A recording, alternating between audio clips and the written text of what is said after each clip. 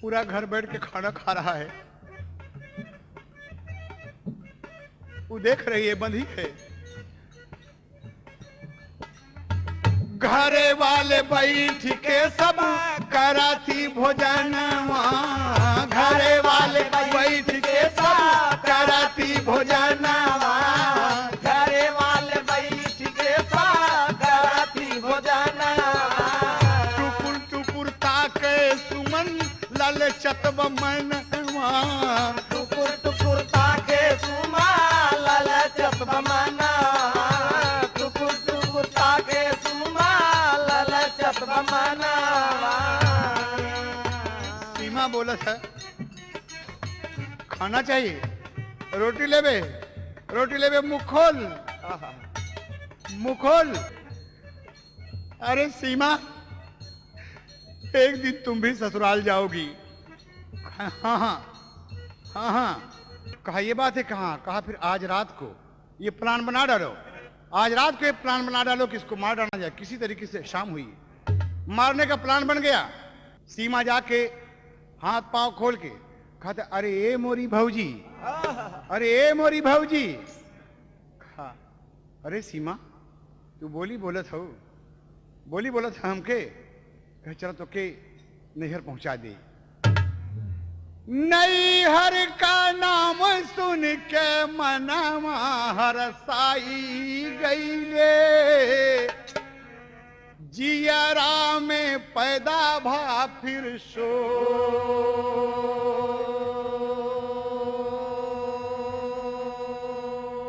अरे सीमा डैनिया नगिनिया बनी गई, अखिया में दिहले मरचा।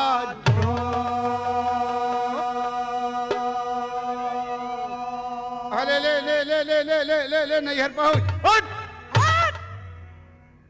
तड़प के बिटिया गिर गई। इतनी पीड़ा कि शायद कोई बहुत बड़ा गुनाह करता तो इतनी बड़ी पीड़ा उससे न मिलती। लेकिन आज चल, तैयारी हो गई, हाथ में रस्सी, मिट्टी का तेल, दिया सराई। पूर्णिमा की रात है, 12 बजे ठीक सीताराम जी, उनकी औरत सीमा और बहू निकल पड़े। और देखें बाबूजी चले जा रहे हैं जैसे, तो गांव का एक बुढ़ा रात में लघुशंका करने के लिए उठा है।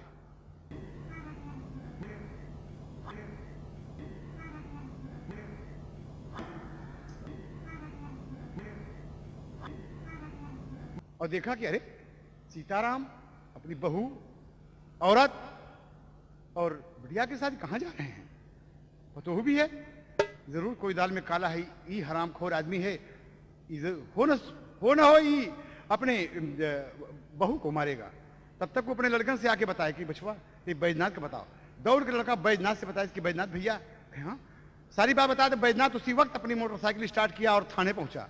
थाने पहुंचा, दरोगा जिसे कहता है कि साहब अगर आज नहीं चलेंगे तो मास्टर साहब की लड़की मारी जाएगी, सीताराम मारने के लिए जा। कहा कहीं और जाने के लिए तैयार हैं दरोगा जी, लेकिन आज उनकी वर्दी, उनकी टोपी रंग आई और तत्काल रवानगी लिखे और तैयार हो गए दल बल के साथ बाबूजी।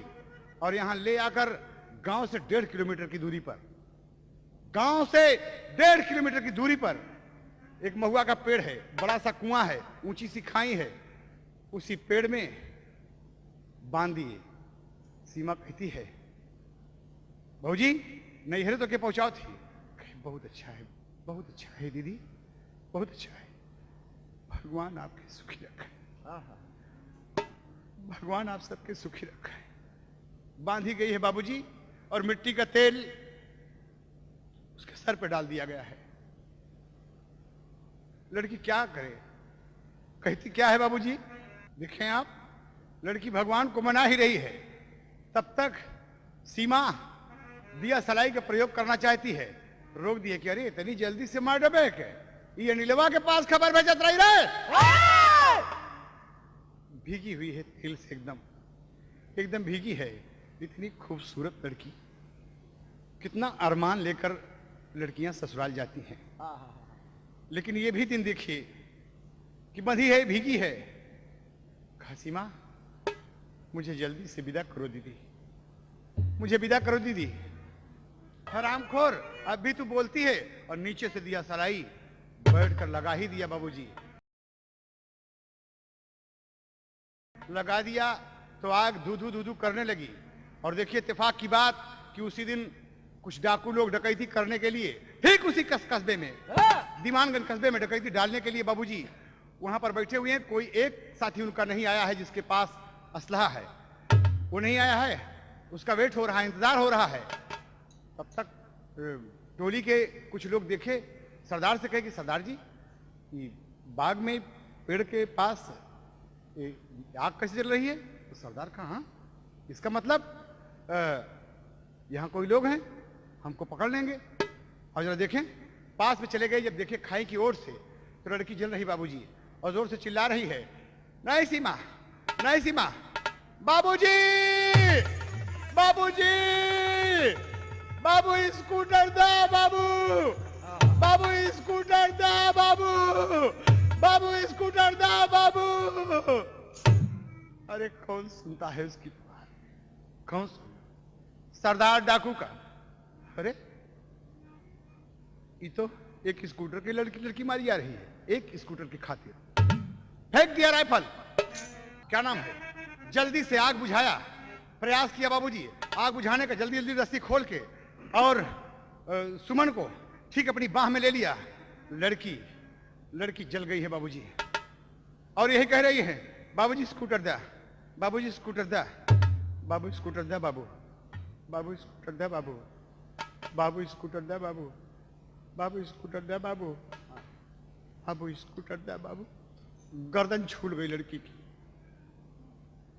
गर्दन छूल गई। डाकू का सरदार सुमन को लौटा दिया। क्या नाम है बे? यहाँ ला, हाथ में राइफल लिया, नाम बताओ। कहा दरोगा बाबू, काम दरोगा नहीं है बे, बोल क्या नाम है? कहा सीताराम सेठ दीवानगंज। कहो अरे तुम सीताराम सेठ हो, इतने बड़े आदमी? अरे साले तुम्हारे यहां लाखों रुपए का डेली आदान प्रदान होता है, तुम एक स्कूटर के लिए अपनी बहू को मार रहे हो। बार बार ये बिटिया कह रही है कि बाबू स्कूटर दे, बाबू स्कूटर दे। अरे हरामखोर, साले मैं तुमको देखना नहीं चाहता यहां से। सीताराम जी मौका पाए बाबूजी और भागे तो कहना क्या हुआ यहां पर?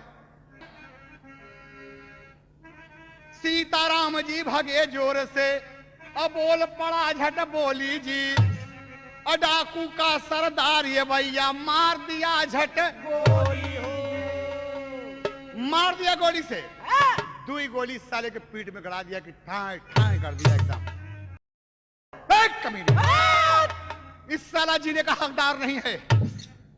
जो दहेज के लिए आज तमाम प्रचार होता है, इस बात का कहा जाता है लोगों से कि दहेज मत लो, और ये कि स्कूटर के लिए इतना बड़ा करोड़पति आदमी इतना परेशान किया। सास ननद का बाबूजी, क्या नाम है लड़की? सीमा से पूछा क्या नाम है? हमके सीमा कहा थी। सीमा कहा? वो है बाल पकड़ के गाल के ऊपर दिया तमाचा मारी हो। अरे बुढ़िया से बोला कि तो के देव जान से मारी हो। अरे हाय डैनिया भैल बजर कई छतिया बतिया बिगड़ल बा। अरे हाय डैनिया भैल बजर का छतिया बतिया बिगड़ल बा, और दोनों जने का उतर जाए हुरमतिया बतिया बिगड़ल बा।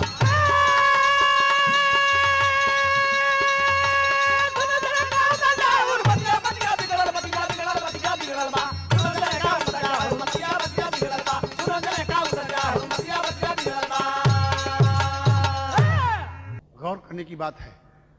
बस अपने साथियों से कहता है कि अरे यार प्रबंध करो, इस बिटिया को किसी डॉक्टर को दिखाएं। प्रबंध कर रहे हैं, तब तक दरोगा जी गांव में पहुंच चुके हैं, और गोली की जब आवाज सुना बैजनाथ दरोगा जी के साथ है। कहा साहब सीताराम जी अपनी बहू को गोली मार दिए। कहा Baijnath I am sorry, I am very very sorry. कहा सर ये कहने से क्या काम बनेगा, एक गरीब की बेटी चली गई, जीप जाने का रास्ता नहीं है, रोक दिए, पैदल चले जा रहे हैं, तमाम टार्च पे तार, तमाम गांव के लोग दौड़े चले जा रहे हैं बाबूजी। रास्ते में सीताराम की लाश मिलती है। हाँ गोली कौन मारा? कहा साहब जल्दी से घटनास्थल पर पहुंचे और पूछते हैं कि तुम लोग सब, सुमन पड़ी हुई है, डाकू फरार हो गए। बचाना चाहते थे सुमन को, ले जाना था डॉक्टर के पास, लेकिन फरार हो गए कि हम लोग पकड़े जाएंगे। और दरोगा बाबू पूछे, कहा सीताराम को गोली कौन मारा? कहे साहब दरोगा बाबू। कहे दरोगा तो मैं हूं। हाँ, दीवान जी साथ में थे। कहा साहब जरूर कोई बदमाश रहे होंगे, लेकिन जो भी किया ठीक किया, एकदम ठीक किया। दरोगा जी उठा लिए सुमन को और कहा, गांव वालों से कहा, ले चलो इसको किसी हालत में हमारी जीप पर पहुंचाओ। ले गए बाबूजी। दीवान जी को हुक्म दिया कि दोनों को ले चलो, और हथकड़ी लगा के बाबूजी सीताराम की लाश भी साथ ही साथ गांव वालों से कहा कोई गाड़ी मंगाकर इससे ले चलो। और जब ले आए बाबूजी, पंचनामा करके पोस्टमार्टम के लिए लाश कर दिए और हवालात में दोनों को कैद कर दिए। और इधर अस्पताल में सुमन पहुंच गई और एक घटना अजीब घट गई कि 3 दिन के लिए भिलाई स्टील प्लांट बंद हुआ। अनिल सोचता है कि मेरी सुमन कितनी अच्छी है, मैं चलूं अम्मा बाबू से कह के सुमन को ले आऊंगा, भिलाई दिखाऊंगा। इसी खुशी में नौकरी जहां छुट्टी मिली उसके, और 3 दिन की छुट्टी मिली हुई है, घर के लिए रवाना हो गया। यहां अस्पताल में सुमन तड़प रही है। सुमन एकदम ऐसी है जैसे बाबूजी जिंदा लाश, सांस का पता नहीं है। डॉक्टर साहब बोले कि दरोगा जी, हेलो इंस्पेक्टर, ये लड़की लगता है कि खत्म हो गई। नहीं कहीं साहब, ना ना, ऐसा ना करें, आप सब डॉक्टर हैं, सेकंड गार्ड कहलाते हैं। बच्ची को बचाओ, बच्ची को बचाओ। लग गए तमाम डॉक्टर लोग और देखने लगे बाबूजी तो कहीं से कोई जाको राखे साइयां मार सके ना कोई। थोड़ा थोड़ा आश मिली, ग्लूकोज ब्लड चढ़ने लगा। जब ब्लड चढ़ने लगा बाबूजी, तो यहां अनिल कुमार गांव में पहुंचता है तो कभी ने आल्हा का भाव दिया। गांव वाले अनिल के बात मैं सब खबरिया ये भैया, गाँव वाले अनिल के बात कुल खबरिया रे भैया, गाँव वाले अनिल के बात कुल खबरिया रे भैया। पहुंचे अस्पतालिया गए दारोगा जी भेटा।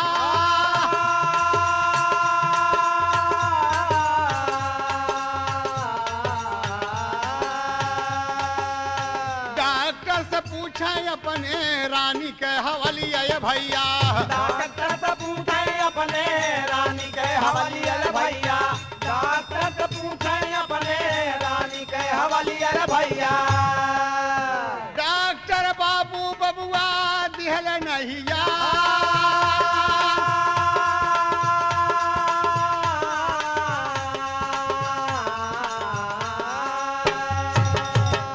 इतनी सी बात नहीं, कहा डॉक्टर अगर मेरे बदन का एक एक बूंद खून निकले तो आप ले लीजिए।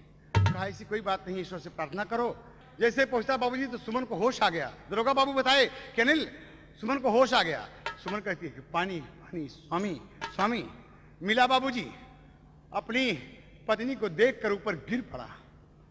ऊपर के डॉक्टर उठाए कि उठो तुम, यहाँ आओ, रो नहीं, अब ये जिंदा रहेगी, चिंता मत करो। बैसाखी लग गई। आज ये गरीब की बेटी, पिताजी माताजी के पास अंगी खबर भेजा, हॉस्पिटल में सब लेने के लिए आए हैं।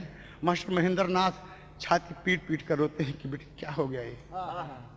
कहा बाबूजी सब कुछ ठीक है, मेरा भगवान मुझे चाहता है बाबूजी। अनिल गेट के सामने खड़ा है, डॉक्टर तमाम लोग देख रहे हैं आज कि बारे अनिल, तेरी पढ़ाई लिखाई तेरे काम आई, तुझ जैसे नौजवान की जरूरत हिंदुस्तान को है। और अनिल सबसे क्या कहता है, अरे कहे अनिल कुमार हम बताई सबका, अरे कब तक पापी दहेजवा सताई सबका, कब तक पापी दहेजवा सताई सबका, कब तक पापी दहेजवा सताई सबका, सताई सबका, सताई सबका, राम सताई सबका, कब तक पापी दहेजवा सताई सबका, कब तक पापी दहेजवा सताई सबका। समाज वालों से कहता है कि सुन लो ऐ धन के लोभी दरिंदों, खुशी खुशी बेटी अरे खुशी खुशी बिटिया कब आप जमन दे हो, खुशी खुशी बिटिया कब आप जमन दे हो, और खुशी खुशी, अरे खुशी खुशी बेटावा का बाबू हले हो, खुशी खुशी बेटावा का बापू आले हो, खुशी खुशी बेटावा का बापू आले हो। अरे दुल्हन खुद ही दहेज है दर भाई सबका, कब तक पापी दहेजवा सताई सबका। सताई सबका, सताई सबका, राम सताई सबका, हाँ कब तक पापी दहेजवा सताई सबका, कब तक पापी दहेजवा सताई सबका। यहीं से इस नैया के सेनुर गंगा कैसेट से आप बीसीडी देखेंगे और सुनेंगे।